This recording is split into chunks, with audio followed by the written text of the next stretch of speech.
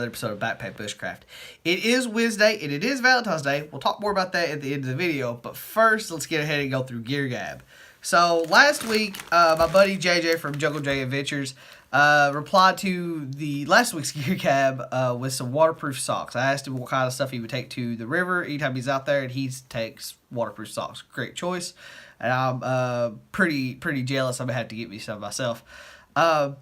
He then countered that GearGab and asked me what did I use as a bear bag, or what did I keep my food in to sort of prevent predators and other stuff like that getting into it.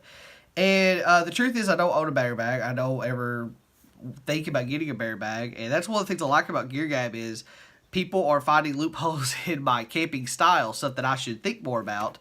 And it's a good learning progress. It's almost like a test, like, oh, here's what I'm carrying, and then somebody's like, well, do you carry this? And you're like, no, and then you're immediately got an Amazon list of stuff that you need to pick up.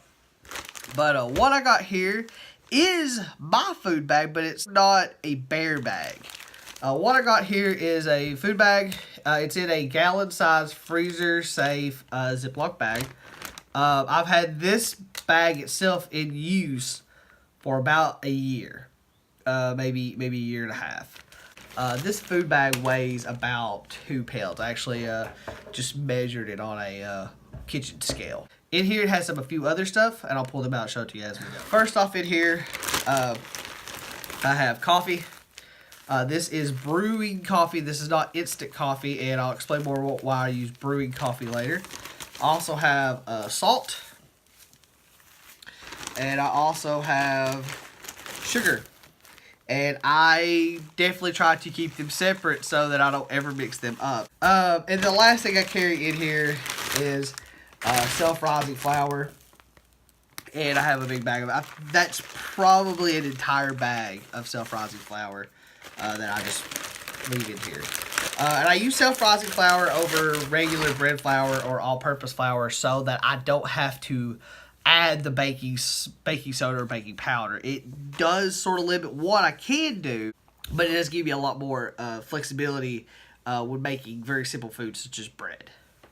Now, the reason I carry just regular coffee, not instant coffee, is coffee can be used as a deterrent, and that's sort of what JJ was asking me, like, how do you store your food in a way so that animals aren't keen on trying to get to it? And the best answer I can give you is, if I was in really bad shape or if I was really nervous, I'd probably sprinkle out coffee. I've heard that can deter stuff. I'd also like to be adding some other spices in here. I'd love to have a big thing of cayenne pepper, because I know cayenne pepper, burns them up too.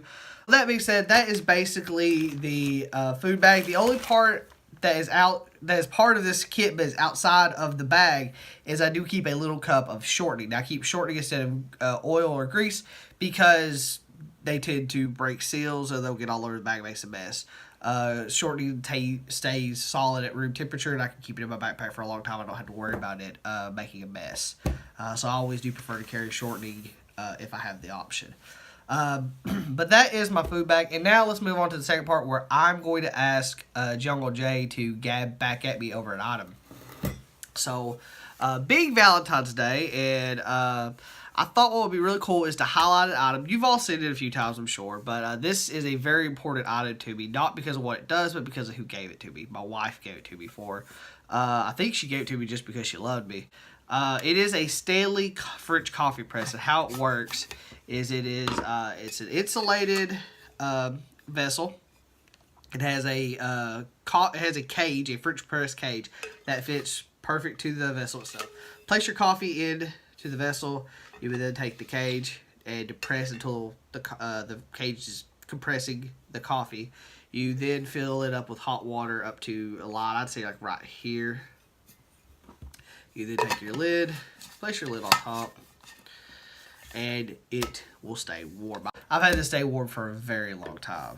To get into it, you have another lid at the top you open, and actually if it has a sip mouth, that way you don't burn your mouth trying to get a drink. You could also pour it into a cup if you'd rather do that. Either way gets an A. But yeah, that is the gear I would like you to gab about, JJ, if you are so inclined to. Do you have a coffee device that you take into the field? Do you have something along these lines? Do you have a item maybe that a loved one gave to you that's very dear to your heart? You still use it to this day, something like that, man. That's what I'm looking for. Guys, make sure you check out Jungle Jay's channel where he'll be doing another gear gab. Probably on Monday, seems to be the usual. But definitely check out Jungle Jay's channel, Jungle Jay Adventures. I'll have a link in the description. I'll also pin his comment, stuff like that.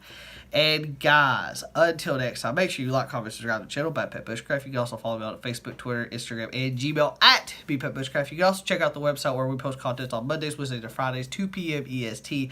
That website is www.backpackbushcraft.com. And until next time, guys, keep those fires burning and put another log on for me.